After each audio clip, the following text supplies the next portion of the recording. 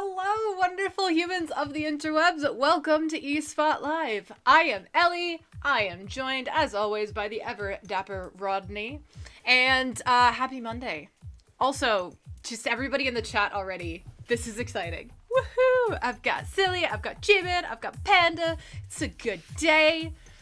Yeah, it is a Monday though, so there's that. It's a good start in the chat to what finally popped up on the screen.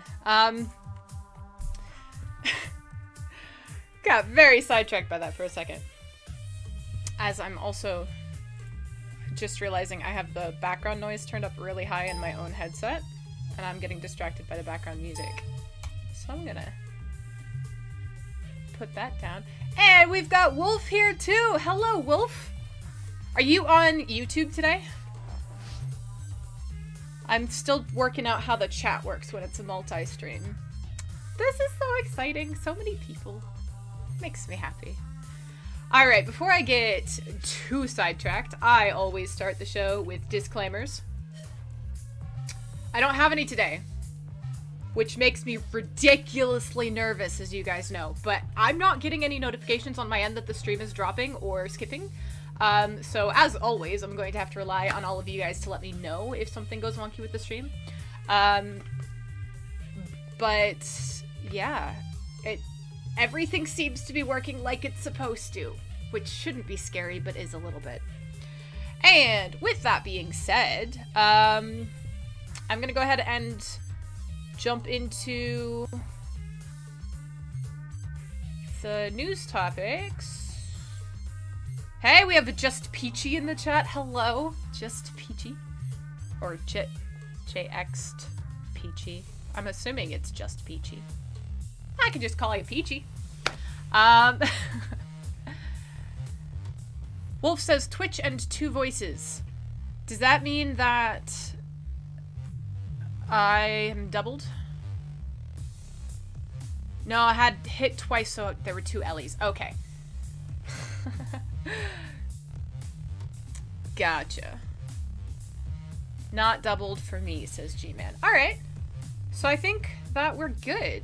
Panda says that y'all will let me know if something comes up. Wolf seems to have worked out the doubled Ellies on their end.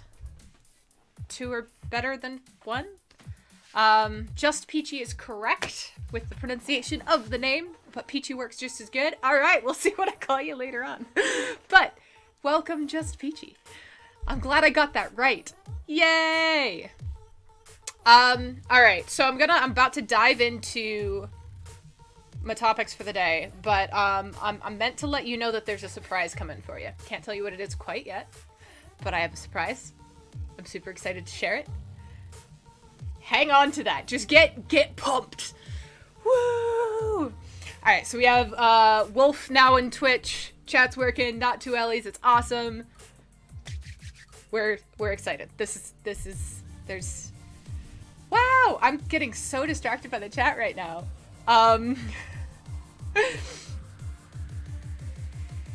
Wolf keeps redeeming cutesy time, and I still can't do that type of cutesy.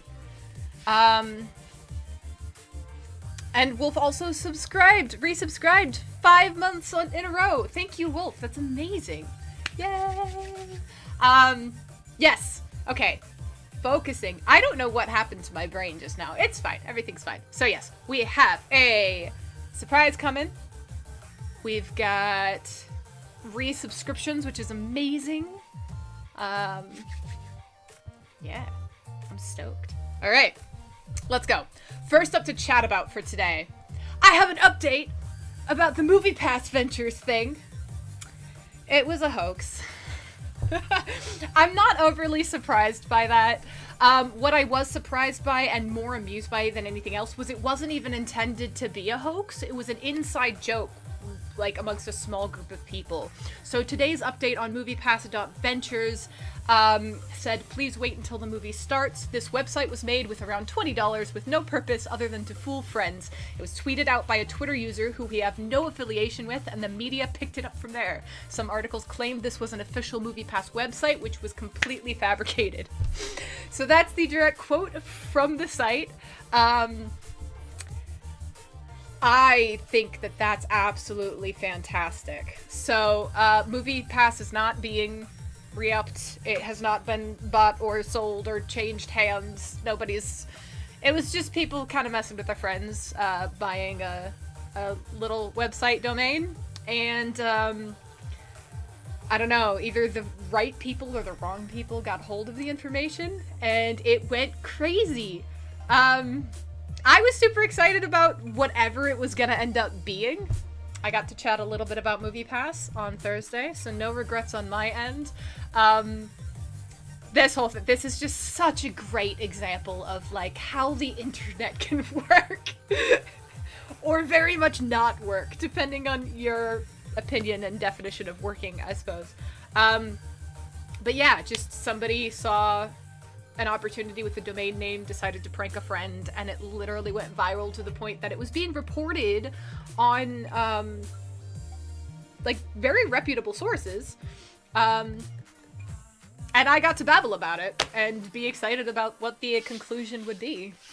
And we did chat about the very real possibility that it was a hoax. I just thought it would be, like, an on-purpose hoax, right? I thought it was gonna be somebody trolling on a much larger level if it was a troll.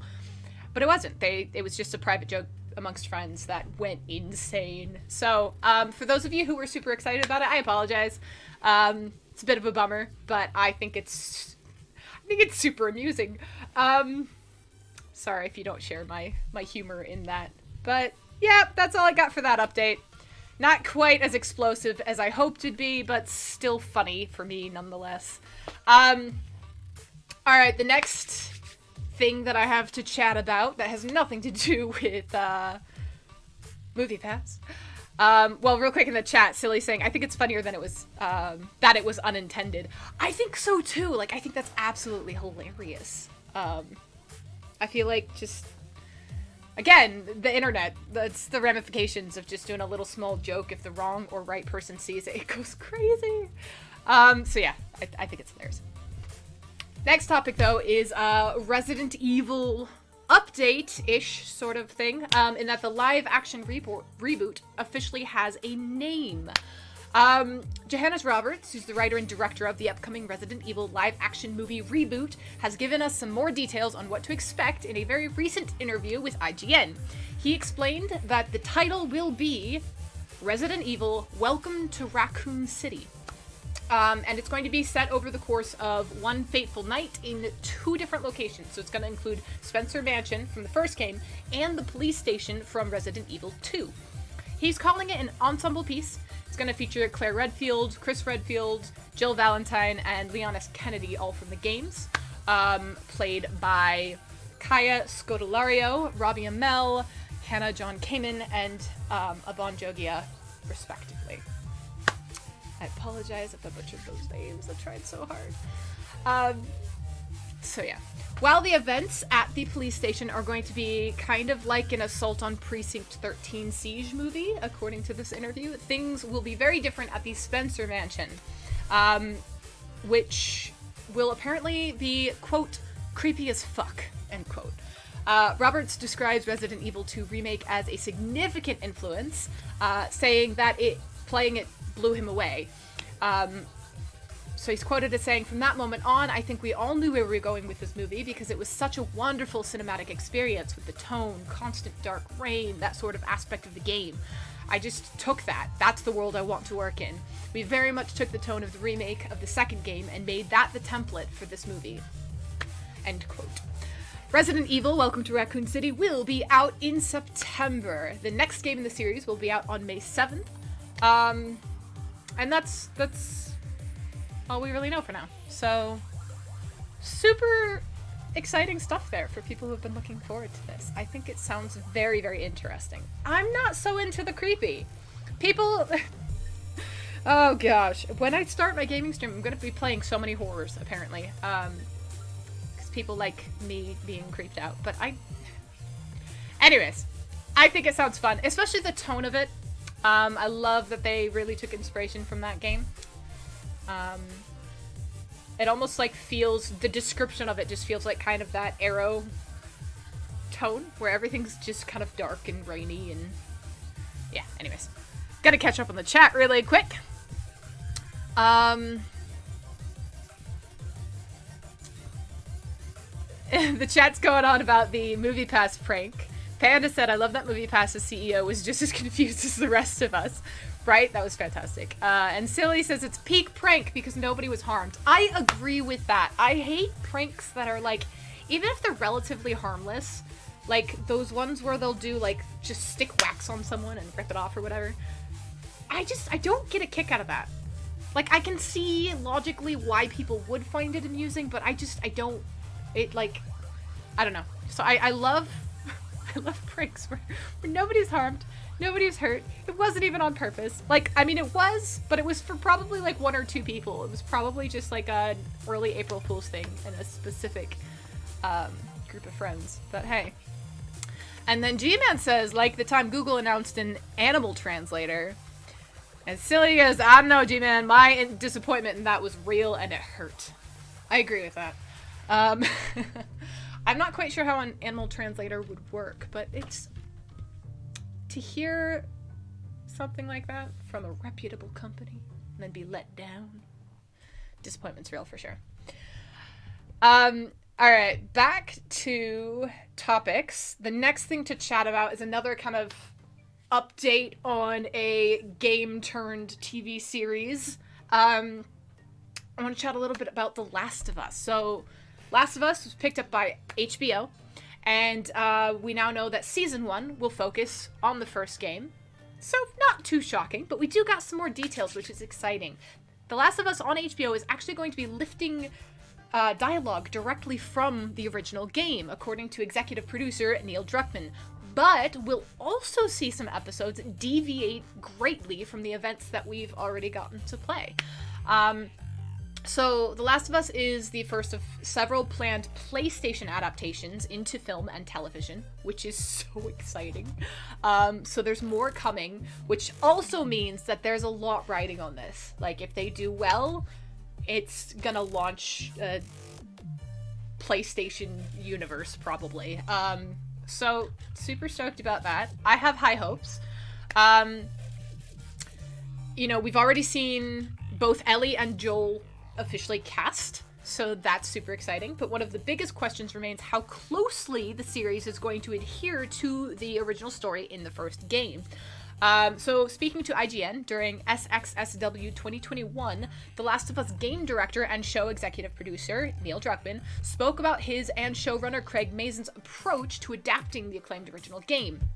So Druckmann's quoted as saying, "We talked at length that season 1 of the show is going to be the first game, and noted that for him and Mazin, the philosophical underpinnings of the story were the essential thing to really get right about the adaptation. As far as the superficial things, like should a character wear the same plaid shirt or the same red shirt, they might or might not appear in it, and for us that's way less important than getting the core of who these people are and the core of their journey." So while Druckmann obviously couldn't really reveal too much about the team's exact plans for how the series is going to play out in comparison to the game, he did explain that viewers are going to recognize certain dialogue, but also be surprised by large parts of episodes. So he's quoted again as saying, "Things sometimes stay pretty close. It's funny to see my dialogue there from the game in HBO scripts, and sometimes they deviate greatly, to much better effect, because we're dealing with a different medium. For example, in the game, there's so much action you have to train the player about mechanics, right? You have to have more violence and more spectacle to some degree than you would need on a TV show, because you don't need to train people on how to use a gun. So that's something that's been really different, and HBO's been great about pushing us to move away from hardcore action and focus more on the drama of the character. Some of my favorite episodes so far have deviated greatly from the story, and I cannot wait for people to see them." beyond that, Druckmann didn't want to spoil the experience of what to come. So only to say that he can't wait for people to see what we saw and the people that we've brought together, referring to Pedro Pascal as Joel and Bella Ramsey as Ellie. So he's super excited about watching that relationship on screen, and when the game runner / executive producer is excited about casting, I am excited about casting. He also did recently get to see one of the game's main threats come to life for the first time. And so he said, I just saw the first prosthetic test for the clicker, and it's awesome. It's so rad to see this thing come to physical life. So, I am so excited. As you all know from watching, I don't have much experience with games. I know a little bit about Last of Us, because the character's name is Ellie, and somebody was like, you gotta see this! And so, I'm a little bit familiar with it, never played it, not yet. And, yeah, I'm excited to see it on screen. I really, really am. Also, you know, it's always nice watching an Ellie. Also, fantastic actors that they have there, so... Like I said, when you have somebody who's had this vision in their head for literal years, see it come out on screen and go, yes, this is it, right? Then I, as a fan, I'm like, yes, this is gonna be good. So I'm super, super stoked. That's all I really have on that particular topic. So, yeah. Those of you who are also super excited to nerd out about The Last of Us coming to screen, there you go. I just got hair in my mouth. Doesn't taste good. Moving right along. Dying Light 2 officially has an update, and they've shared a 2021 release window goal. So that's exciting for people who have been concerned. But I do have thoughts. We'll get there. So, as promised, Techland has offered up a new Dying Light 2 update after fan concern hit an all-time high over worries that the title was never going to be released. So, following recent work culture allegations and the stance of silence regarding any news, the future of Dying Light 2 has really felt grim for people who have been following this, but now a new update is here with the hopes of a 2021 launch. That's actually super exciting, right? Unfortunately, we didn't really get to see any of the conversation we were hoping to see addressing what's been going on behind the scenes, right? The video that they shared is small and addresses the overall goal of the company regarding the game's launch. Lead designer Timon Smektala kicked off the developer update, telling fans that their trust and support is what continuously motivates the studio, especially now when the circumstances are hard for everyone, end quote. A few different devs then read some aggressive tweets from fans, which prompted the request for interested players to just be patient. This is a huge and complex project, and we needed time to make sure it will live up to our vision, says Techland in the video that they posted. All of us here are putting our hearts into delivering a game that you'll be able to keep playing for months. We will be ready to start talking about Dying Light 2 very, very soon. A small amount of gameplay footage is also shown off before the video ends with a 2021 target date end screen. So yeah, super excited about the fact that we got an update. Like, they're listening, they know people kind of freaked out a little bit. That's awesome. Like, great. 100% supporting that. I've talked a lot about the importance of talking about difficult concepts and topics, right? And so it is a little bit disappointing to see that the leadership behind the company did not take this opportunity to talk more about what's going on, or even address allegations of what's going on behind the scenes. There's been an extensive new report from The Gamer that has a detailed account of the last 2 years that painted a really grim picture of what the professional culture is like at that company. There's allegedly a high turnover rate and a lack of trust, where really the least of the worrisome behaviors. that were reflected in the report. There was a lot there, and there were also very specific allegations against the studio CEO Paweł Marchuka. I feel like this video would have been a kind of the perfect chance, right, to address the concerns, whether or not they as a company want to,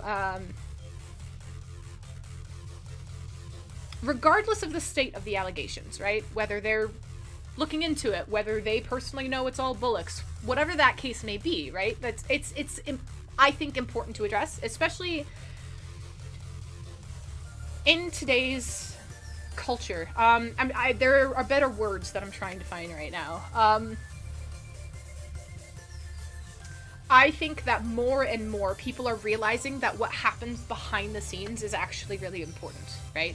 Everybody wants a good product just for a good product's sake. But at the same time, we as society are hopefully, and I think genuinely, stepping up to make sure that what's going on behind the scenes matches the value of the product. And when we find out as consumers that, you know, something negative is happening, or if there's abuse happening, or if there is misconduct happening, whatever you want to label that as, it really does sour the product.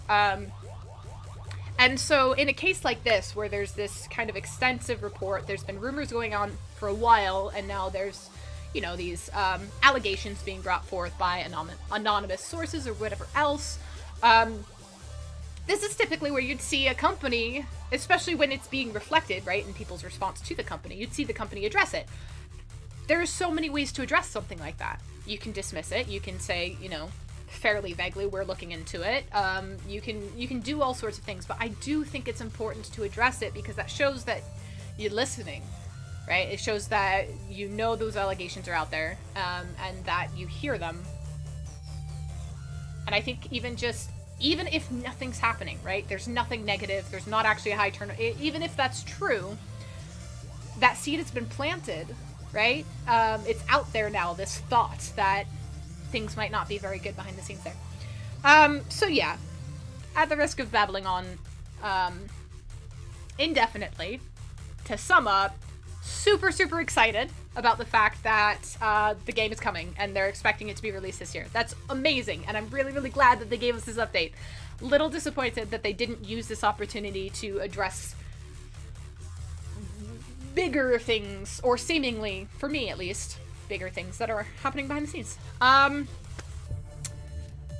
So yeah, feels like a missed opportunity, but thankfully the company did give us a development update as promised. So yay, that. For now, we don't really know much about what's in store, except that there's another update coming very soon. And like I said, they hope to release it this year. It really has been a long and rocky road to get to this point. But what has been shared is super promising, is super exciting, especially regarding the creative direction Techland went when really leaning into a more choice-based world. So gaming-wise, it really does seem like they are putting in the time and effort to make sure that this is a good, solid playing experience. And I feel like that's super, super important, because as the bigger gaming gets, the easier it is for bugs to be all over the code and everything behind the scenes. And we saw that obviously a lot with Cyberpunk 2077, right? Where everybody got super hyped for it. It was awesome. They really did put so much into it, but they felt that pressure to just release it, I think, because there had been so many delays, and then there was a pandemic, and there's all these things happening, and they just kind of went into crunch time and released it. And it wasn't as smooth of a release as they were hoping. So I think that Techland is kind of trying to avoid that sort of situation by really, really ensuring that they have a solid game, which is super exciting. Next up, well, first, Silly is excited about Dying Light 2, so yay! I'm glad somebody cares about the topic. That's awesome. Yes. So the next up is a little dive into the comic book realm. It looks like Captain Marvel is getting a new costume, and it might be thanks to a new boyfriend of all things. So in January, it was revealed that Captain Marvel would be donning a temporary new costume that is going to be unlike anything she's worn before. The new outfit is more subtle, and it comes with a hooded cape. That kind of seemed to signal Carol Danvers was going to be diving into the mystical side of the Marvel Universe, because mystics wear capes. That's how this works. The reasons behind the costume change were not really revealed initially. They just kind of teased the costume. And so at first it was believed that the new costume would come as a result of Carol's Asgardian power-up, which came thanks to Thor's future daughter, Bridget. However, these powers have since faded, and there's no new outfit. Which means there's something else going on. So it's looking like the reason behind this new outfit is finally starting to come to light. In Captain Marvel number 27, we saw an issue that was largely focused on Carol getting over her recent breakup with James Rhodes. And so it's almost seeming like Carol's new outfit might be coming as a result of her new relationship with Doctor Strange. So in Captain Marvel 26, Carol Danvers returned to the present after an extended period of time in the dystopian world of the year 2052. In this very dark future, Carol met the future daughter of the War Machine, a young woman who only went by Rhodes, and Carol was not her mother. When she reunited with Rhodey, she decided to end the relationship so that Rhodey would have the chance to meet the future mother of his daughter, in order to ensure her existence in the future. So it's a very difficult breakup for both superheroes. And then in Captain Marvel 27, we see this, we just see the toll that this decision takes, on Carol specifically. And then eventually, Carol's convinced by Jessica Drew, aka Spider-Woman, to get back out there into the dating pool. After a very unsuccessful round of speed dating, Carol ends up in a bar by herself, as you do, and stumbles into the Sorcerer Supreme, also known as Stephen Strange. A spark is ignited. They end up spending the night together, and they kind of label it as this judgment lapse on both their parts, but the issue does end with the two of them kissing once again, which kind of seems to show that this is the start of a new relationship between two of Marvel's most powerful superheroes. So now this next issue in the series, Captain Marvel number 28, is the chapter where Carol's new costume will debut. This is an outfit she can also be seen wearing alongside Doctor Strange in the just revealed cover to Captain Marvel number 29. So therefore, it stands to reason, right, that Carol's mystical new costume is coming as a result of her relationship with Stephen Strange. He is the Sorcerer Supreme, as I said, so their adventures together are most likely going to be mystical in nature. It's kind of what he does. Better yet, hopefully, Carol's going to start learning about magic herself, which would mean that she might get some mystical powers of her own that could be taught to her by Strange. We don't actually know yet what's going to happen, or how long the relationship between the two will last, or any of that. But it does look like Carol's going to be learning a lot about the mystical side of the Marvel Universe, thanks to her new Avenger boyfriend. And get a cape! That's, I don't know. If that's what you have to do, you have to just go out and date Doctor Strange in order to get an epic cape, because tempting. I don't even know where I'm going with that. And, silly poster, no capes! Okay, I get it. And she also is a flying super, so, Edna Mode had some very, very pointed things to say about that topic. But they look so cool. And it's hooded. I don't know why. I just think that's awesome. So, yeah. Anyways, before I just dive way too deeply down into the world of capes and who I have to date in order to get one, I'm gonna go ahead and take a water break. Excellent time for that. So, as always, I'm gonna just do a little mini lecture. Drink water. Water's important. Other beverages are lovely and fine, and I want to encourage you to enjoy what you enjoy. However, your body needs water and your kidneys will thank you. So, drink some water. I will be back.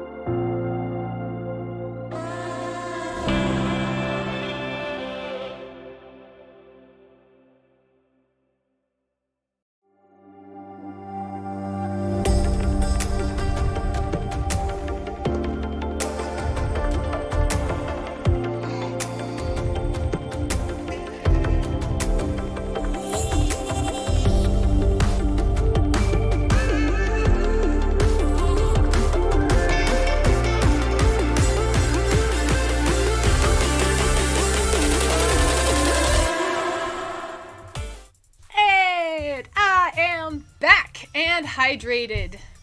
Very hydrated. Hopefully not too hydrated. That also causes issues. Hopefully y'all drank some water with me. Yay! And on that note, let's get back into entertainment news topics that I can ramble about a little bit. The next thing I have to chat about is The Simpsons. Panda gave me a welcome back. Thank you, Panda. Yeah, next thing to chat about is The Simpsons. Specifically how long it's gonna keep going for, right? So, Simpsons showrunner Al Jean has spoken about the future of the long-running animated series as the sitcom gears up to air its, wait for it, 700th episode. That's a lot of episodes. We'll just go there. Typically, when a show hits 100, you get a massive party. Very, very rarely a show will hit 150, you get another massive party. You hit 200 and it's like you break records. 700th episode, y'all.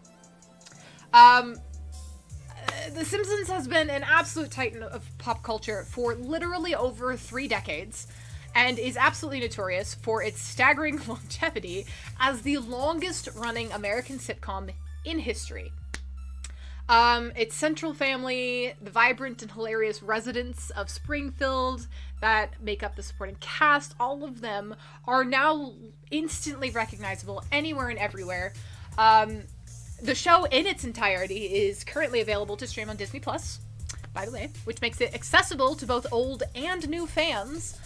The Simpsons has been continuing to showcase its tried and tested blend of family comedy and satirical parody. Fans have really long since concluded that the show is declining in quality, but it's really not stopping anything, whether or not it's true. The Simpsons remains hugely popular. It was very recently renewed for a record-breaking 33rd and 34th season, which means that the Simpsons will remain on air until at least 2023, confirmed. And it really is showing no signs of ending anytime soon. The future of The Simpsons is constantly up for debate. People love to talk about it as it keeps on breaking records and passing milestone after milestone. Again, the show's 700th episode, called Manger Things, is airing on aired on March 21st. And the most recent renewal, the 2-year guarantee, is bringing the series to a minimum of 757 episodes. That's just insane. As part of the celebration surrounding the latest milestone, executive producer Al Jean spoke to Variety about the future of the series, stating that he doesn't think that The Simpsons will ever disappear. He's quoted as saying, "As soon as they cancel us, they'll reboot us." Which, you know what? That is a solidly fair assumption. With the current cycle of revivals, reboots, all that in pop culture, it's, again, very clear why Gene is absolutely convinced that there will always be some form of The Simpsons on everyone's screens. We're in a world of streaming, right? Where the limited series seems to be triumphing over the traditional long-running sitcom. And even with that trend, where newer sitcoms aren't really landing like they have, because like I said, people are wanting that kind of bingeable limited series. Even with all that going on, the absolute enduring popularity of The Simpsons once again really seems to be showing that the show is an outlier in all of these cases. Every time we expect viewership to flag, it just doesn't. It's really been maintaining its popularity, which, might go all the way back to its original, cult origins. Original cult origins. That was redundant and repetitive. So, frankly, even when The Simpsons finally airs its finale, whenever that might be, the show's legacy is far too great for it to ever actually just disappear, right?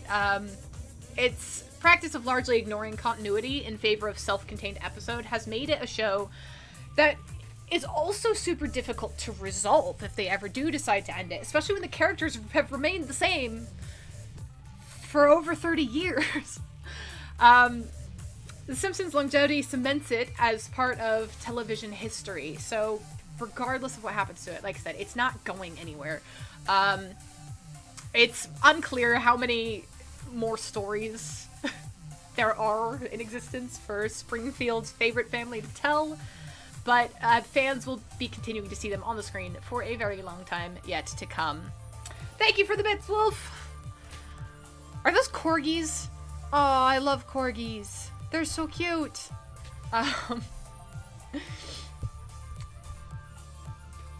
Yeah, it's just very interesting. Wolf's also saying, if people wonder why their kids act like they do today, is that in reference to The Simpsons?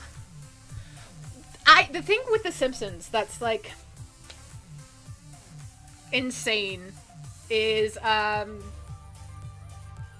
the cultural prevalence supersedes, just watching the show. I was never allowed to watch it. I don't think I've ever seen a full episode. I've never sat down specifically to watch The Simpsons. I am very familiar with The Simpsons. You can't not be. They're in memes, they're on screens, they're clips, there's quotes, they're very recognizable characters, obviously. And so even someone who was, you know, at one point in my life purposely sheltered from it for whatever reason, and at another point in my life just kind of, I have other preferences for what I enjoy watching. I am very familiar with The Simpsons. And if I am very familiar with The Simpsons, that to me is like the number one proof that it's like the popularity is so deeply rooted in our culture that it's not going anywhere. It's just, you cannot get away from it. There's no not knowing about it. It's kind of like, I feel similarly with SpongeBob in a lot of ways, in that I was never allowed to watch it for a period of time, and then I just kind of never chose to watch it. But I'm very, very, very familiar with the characters, with the memes, with, like, plot. It's just like, you learn it through osmosis, just living here. It's bizarre. By here, I mean in the United States, but possibly elsewhere. I don't know how popular it is in other countries, but there we go. The Simpsons. Moving right along. PlayStation's officially bought EVO, Fighting Game Championship Series. So that's fun. Sony has announced officially that it has acquired the Evolution Championship Series, better known as EVO, which is the world's largest fighting game tournament.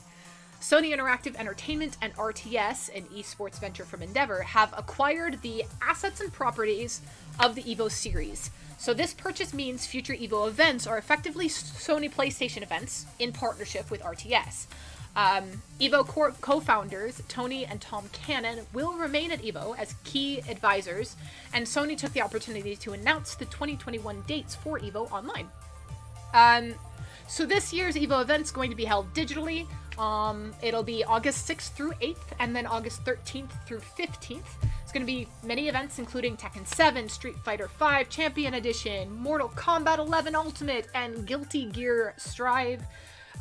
Detail on the online qualifiers will be shared in the upcoming weeks, so keep an eye on that, specifically from Sony now. And then as for other games, EVO business developer Mark Julio says EVO is still open to all platforms. So for anyone seeing this initial announcement and going, I won't be able to play my favorite game on there because it's only PlayStation now. That's not the case. PlayStation, they just kind of own it now. It's an acquisition. It's not necessarily a hostile takeover. So, Mark Julio did say that PlayStation and RTS are allowing his team to work with its community to support fighting games as a whole. This doesn't concretely answer whether games from first-party developers like Nintendo's Super Smash Bros. Will appear at future events. We don't know all of those details yet. That kind of thing hasn't been released. We just know that they're still continuing to work with people.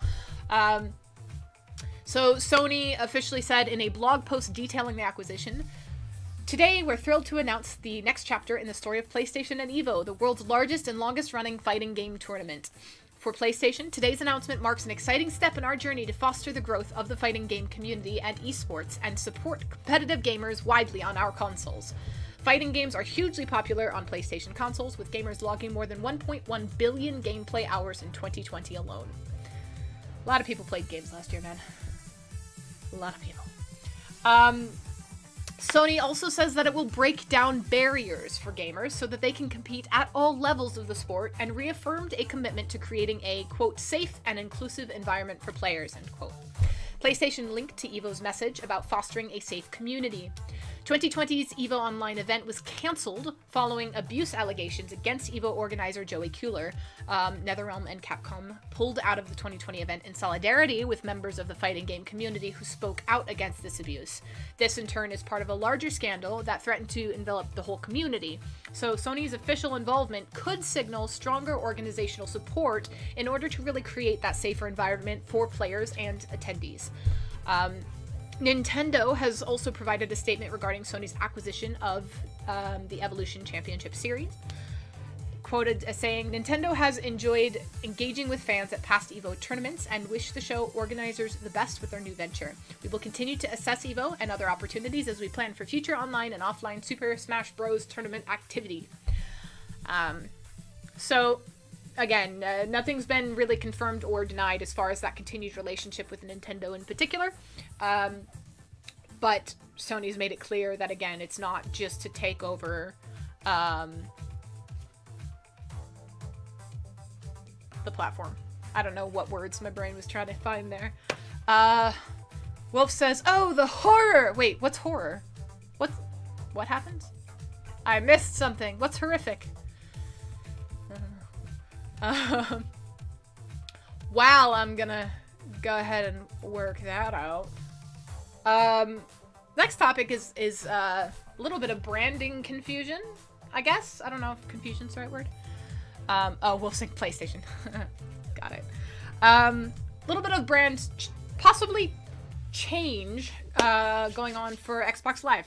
Again, the way I worded that was kind of all over the place. Xbox Live has been around for a very long time, nearly 2 decades now. It was originally released in November 2002, which, by the way, the fact that that was nearly 2 decades ago hurts my soul just a little bit, throwing that out there. So originally released for the Xbox system, 2002, and then later in 2005, Microsoft reintroduced this service with some updates and tweaks with the launch of Xbox 360. Right now, Xbox Live has turned into a live online service for players on Xbox as well as Windows PC systems. But it looks like Microsoft might be dropping the live part of Xbox Live in the future. This is conjecture. That's my disclaimer. Yesterday, there were several users on Xbox consoles reporting that they're now seeing Xbox Network instead of the usual Xbox Live on the main dashboard. Now, this could, like I said, conjecture, this could be something that has not been officially announced by Microsoft and is in maybe like a testing phase right now.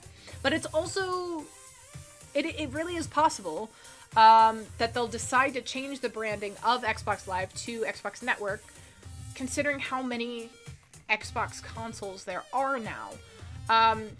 The original tweet was retweeted by Jez Corden of Windows Central saying, I can see the Xbox Live branding going away in the future. It's kind of redundant at this point. The amount of Xbox consoles that aren't live or, connected to the internet really must be minuscule at this point in time. Xbox is always live in 2021, so I expect Xbox Live Gold will also go away someday. Tom Warren of The Verge also retweeted that original tweet with the new image featuring another Xbox Network reference. This time it's mentioned in the upload section. Upload to the Xbox Network. Instead of, again, the Xbox Live logo / terminology being used. Again, I cannot emphasize this enough. Conjecture. So keep in mind, please, that there is nothing officially confirmed about this from Microsoft yet. This could be a bug in the system. This could be so many things. But it's fun to do the thought process with, right? Fun to play around with. So until we get official confirmation from Microsoft, take everything with a grain of salt. Or if you're like me, a lot of salt. I oversalt everything, which is so related to this topic. All this to say, Microsoft is doing a lot recently, right? So they just finalized their Bethesda deal earlier this month. They celebrated this acquisition by adding several Bethesda titles to the Xbox Game Pass library. Phil Spencer also kind of mentioned that this Bethesda deal is mainly about creating Xbox exclusive titles in the future, which did get a lot of fans kind of worried about the new Elder Scrolls 6 and Starfield's launch, but we'll see. Microsoft's main focus right now seems to be on Xbox Game Pass, which is really the key selling point for the Xbox consoles and PC. Xbox Game Pass for consoles and PC is absolutely dominating the market if we compare it to Sony's PlayStation Now. So what we do know is that Microsoft has a lot of tricks up its sleeve. We don't know if this is one of them yet, but again, fun to play around with. But we might see some terminology change with Xbox Live in the future. Maybe. Yeah.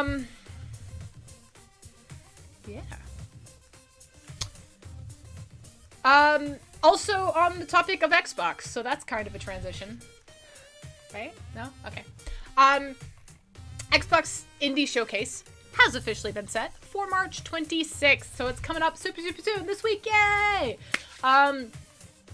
Again, we're coming off of a big last few weeks for Microsoft. Microsoft is now going to be streaming an Xbox Indie Showcase March 26th live on the Xbox Twitch channel. What does that mean? It means that we're going to be treated to a massive basket of upcoming indie titles from a plethora of studios, which is actually super exciting, especially because of the delay in a lot of big games that we've been waiting on, that we've seen. It's really, really nice that we're seeing actually more and more smaller studios sneak in there. The event is going to kick off at 9 a.m. Pacific time, so that means it's going to be noon if you're on the East Coast. And we'll be featuring new game announcements from Drinkbox Studio, Developer Digital, Curve Digital, many, many more. Microsoft states the stream will showcase 25 game debuts and over 100 titles total. There have been a few confirmed games making appearances, so we know for sure we're going to see Second Extinction, we're going to see Void Train, Stalker 2, The Ascent, Exo 1, and The Wild at Heart. And, you know, about 100 others. This event is also going to be discussing new titles hitting Xbox Game Pass. So on top of highlighting the games themselves, there's going to be plenty of interviews with indie developers conducted by yet-to-be-named Twitch streamers. So that's also super fun and exciting. Microsoft has been super busy as of late. And this is just kind of the cherry on top for now. You know, we've got Bethesda coming to Game Pass. We've got these indie games coming to Game Pass. When Microsoft is not buying up studios, they seem to be realizing mini fridges with the help from The Rock and dropping new gaming headsets. They're all over the place, but like very strategically all over the place. It really does feel like they've got plates spinning everywhere, but it all really seems to be working out in terms of building engagement with its fan base. And it's, like I said, it's working. So between this, the Square Enix showcase this week, and Sony's own indie event a couple weeks back, it's really, really cool to see these new games. Specifically these new like indie games come in, right? 2021 has kind of been slow, statistically speaking, when it comes to the AAA game release. And so it really has mostly been quality indie hits carrying the load in the early months of the year. So I'm personally super curious to see what kind of games we're going to get to see. And, yeah. I'm excited. I think it's going to be good. That's all I got. That's it for the day. So, yeah. Thank you. Like I said, I'm gonna just say this one more time. Big surprise coming. I'm so excited, guys. I'm trying to think of a way to tease it a little bit more to get y'all hyped. But we're gonna see... Gonna see a few changes coming up very soon. Very good changes. What's the surprise? What's in the box? Actually, that kind of is a surprise. I'm gonna leave it at that. Ha! I said you tell us. Okay, see, I was told to tell you guys that there was a surprise coming, and I didn't actually know what the surprise was. And now that I do know what the surprise is, we're gonna know a lot more on Thursday. So sorry about that, but guys, I'm hyped. If you do know what it is, don't say anything. But I'm so stoked, guys. Big surprise coming soon. I think you guys will enjoy it. I'm still trying to think of like what I can give you guys without getting myself in trouble by saying too much. As I look at a box.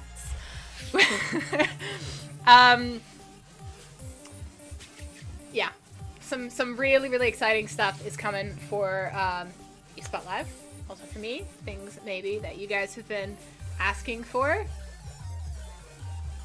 More information coming on Thursday. In the meantime, thank you guys so much for hanging out with me today. Thank you so much for listening to me babble. Make sure you tune in on Thursday. Tell your friends. Like I said, I'm excited. I appreciate you guys really more than I can say. We all of us at Devious Eye Entertainment really, really appreciate you guys. I'm sorry, I'm saying this a little choppily. I'm also just watching the chat blow up a little bit. Makes me happy. A bread crate?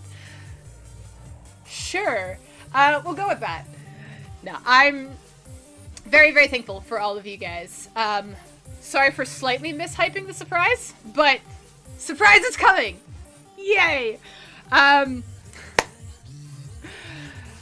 I still feel like there's something else I'm supposed to be saying, and I'm not sure what it is. So I'm going to go ahead and just hype our social media channels. If you are not following us already, please do give us a like and follow on Facebook. We're on Instagram. We're on Twitter. We have a Discord server that we're building up. I pop into every now and again. And we're working on just kind of organizing and building a community. We really want to hear from you guys as directly as possible. There's a lot of big stuff we're working on. There's a lot of changes coming soon. I've hyped this before, so this one I will hype again. There's a new album dropping soon. I always listen to Zombie in a Jar.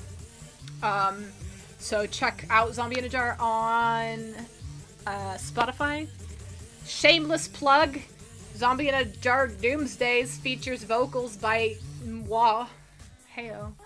Yeah, I think that's all I can really plug right now. Discord, social media, Twitch, thanks. So yeah, I will be back on Thursday, 6 p.m. Eastern time. That's going to be 3 p.m. if you live on the other coast. In the meantime, please make sure you guys are staying healthy and happy, hydrated always. And most importantly, I will not forget it this time, stay devious.